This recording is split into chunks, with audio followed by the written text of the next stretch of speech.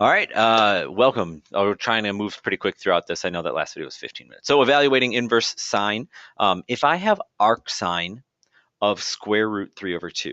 Now you could read this sentence. This is asking us what angle has a sine value of whatever. But I don't really care about that. Just draw this arrow and be like, okay, we need to understand what does it mean if I say arc sine of root 3 over 2.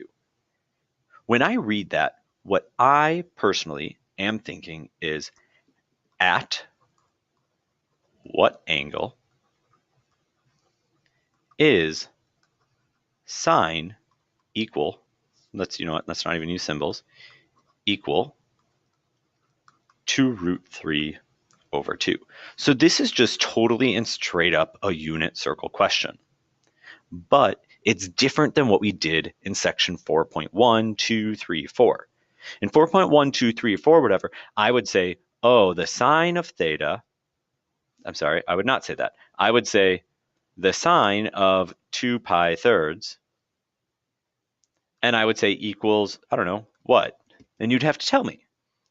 Now I'm saying arc sine of root 3 over 2. What this is really saying is sine of, I don't know, equals root 3 over 2. So what is, I don't know? Well, again, just referencing the unit circle, this would be pi thirds. Because pi thirds is the point in which the y value, since it's sine, is equal to root 3 over 2. If I say arc sine of negative root 2 over 2, what I am saying is at what angle is sine equal to negative root 2 over 2? Or symbolically, what I'm saying is sine of what equals negative root 2 over 2. So you think about your unit circle and you're like, Mr. Dybus, sine is negative root 2 over 2 here and here. Ha ha ha ha. So you're like, there's two answers. But arc sine is an inverse function. And you can't have two answers to an inverse function. So this goes to the idea of the domain restrictions. We said that arc sine is restricted from negative pi halves to positive pi halves, which means this little point right here, you don't count. You're not in our domain. So it would only be this angle. And if you're sitting there and you're thinking, hey, I know my unit circle, that's 7 pi fourths, you're right. But you cannot give that as the answer because the range for arc sine is negative pi halves to positive pi halves.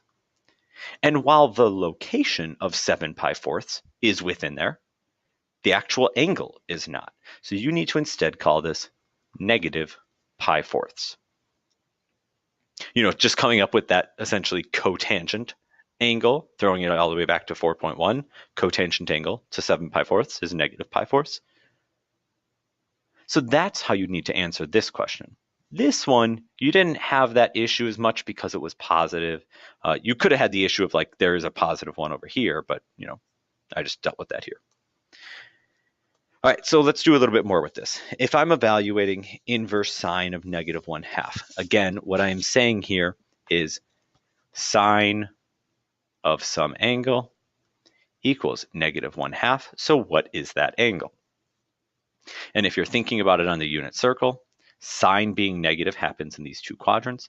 Negative 1/2 is these upper angles.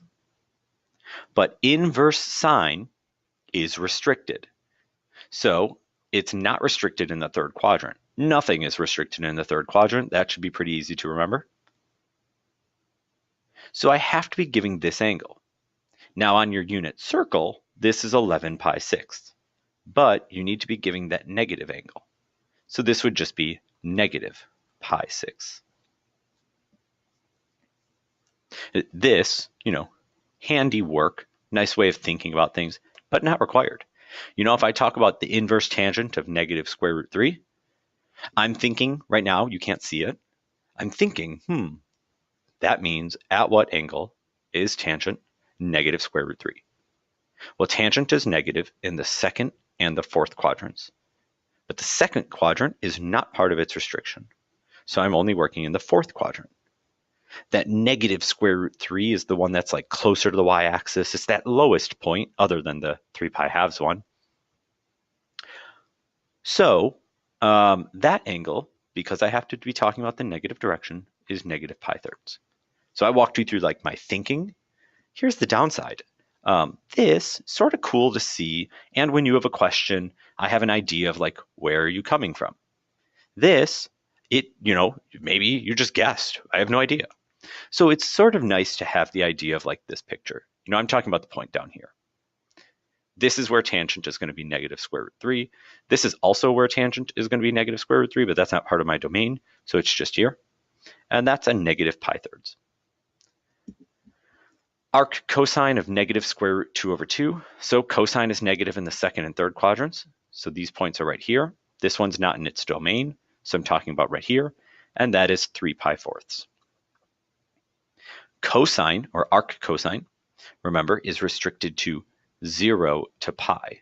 It's different than sine and tangent. It's an even function, not an odd function. So cosine, I can give 3 pi fourths. I actually can't give a negative answer for arc cosine. Arc sine of root 2 over 2. Sine is positive here and here. This one doesn't make sense because it's not in the domain, which is just negative pi halves to positive pi halves. And this is just that positive pi fourths. You could see there's not a lot of work for these questions, which is a good thing if you don't like writing a lot, but a bad thing if you aren't very good at the unit circle. Use the properties of inverse functions to find the exact value of each expression. So the sine of the arcsine of 0.3. Arcsine has a domain, and the domain of arcsine is negative 1 to 1. This is within that domain, so I can cancel these, and I just get 0.3.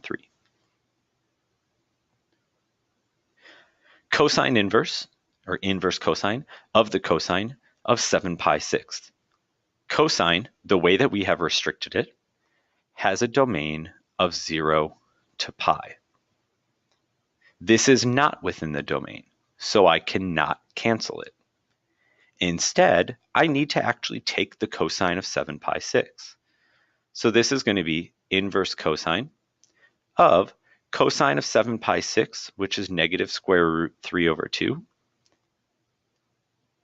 And then this turns into one of these evaluate questions. At what angle is cosine negative square root 3 over 2? Well, cosine is negative square root 3 over 2 right here and right here. This one is not in the domain, which was that 7 pi sixths.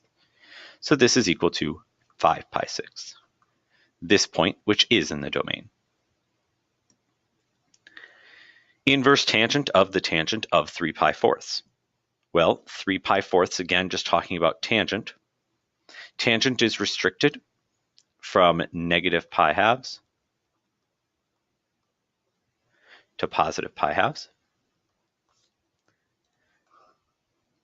This does not fall within that domain. So because of that, I need to come up with, well, what is the tangent of 3 pi fourths? 3 pi fourths is right here. That tangent is negative 1. The inverse tangent of negative 1 then means at what angle is tangent negative 1? Well, it's negative 1 at these two angles. This one is not within the restriction though. My restriction for tangent, negative pi halves to pi halves. So I have to give this angle, which is not 7 pi fourths, but is instead negative pi fourths. Tangent of the arctangent of negative square root 3. The domain for arctangent is negative infinity to positive infinity, so I can cancel this, negative square root 3. Having the idea of those domains down could simplify these problems. In other cases, like here and here, well, not as much here, but here, you could do this by just taking the arctangent of negative square root 3, then taking the tangent of that, It's just going to be more work and more time. And time isn't always a luxury when we're taking these tests. So find the exact value of the sine of the arctangent of 3/4. So arctangent 3/4, cool, that's within the domain of arctangent, but sine and arctangent, those don't cancel because they're not the same function. So what I do for this is I draw a triangle. I'm talking about arctangent being positive, and tangent in its restriction is only positive in the first quadrant. It is also positive in the third quadrant, but we've restricted arctangent. So I have theta, and this is opposite and adjacent. So 3 and 4. I know this side then is 5 by the Pythagorean theorem or Pythagorean triples. The answer to arctangent. Arctangent means at what angle? That angle is just theta. Do I know what theta is? No. Could I find it if I wanted to? Yes. Do I need to for this problem, though? No. The problem doesn't ask for what theta is. The problem asks what is the sine of whatever that angle is. I don't need to find that angle in order to do this. Because I have theta, I have the opposite and hypotenuse side, so this is just 3/5. The tangent of the arc cotangent, the tangent of the arc cosine of 2/3. So I'm going to draw that triangle. Again, in the first quadrant, because this is positive. Here's theta, adjacent side, opposite side. This is 9 minus 4, so square root 5. And the answer to all of that is just theta. So I want the tangent of theta. The tangent of theta does not require that I find theta, because it's just the ratio of opposite to adjacent. So square root 5 over 2. Now that might seem too easy for you, so then we have it with these like expressions. The sine of the arc cosine of 3x. So I'm going to start that same way. I'm going to draw a triangle. Now this is really like 3x over 1, right? So I'm going to call this the adjacent side and the hypotenuse. By the Pythagorean theorem, if I'm solving for this side, I would do 3x squared plus, I'll call this b squared equals 1 squared. That gives me 9x squared plus b squared equals 1. So b squared equals 1 minus 9x squared. So b equals square root 1 minus 9x squared, which I cannot square root those terms separately. If you're thinking, wait a second, Mr. Davis, you've marked me wrong on a test before because I square rooted and I didn't put a plus or minus. So what the heck? Well, it couldn't be the negative. If it was the negative, that would mean I'm down here, and arc cosine is restricted to just first and second quadrant. So this will be square root 1 minus 9x squared. This is theta, and the answer to this whole portion of it, that's most of it, is just theta. So now I'm asking, well, what is the sine of whatever angle that is? Sine is opposite over hypotenuse, so it's just square root 1 minus 9x squared.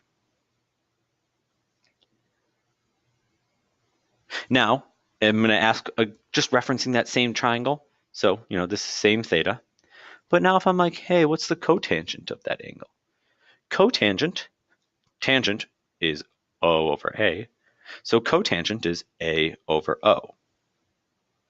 So I'm doing the adjacent over the opposite, which will give me 3x over square root 1 minus 9x squared. If you wanted to, you can rationalize this.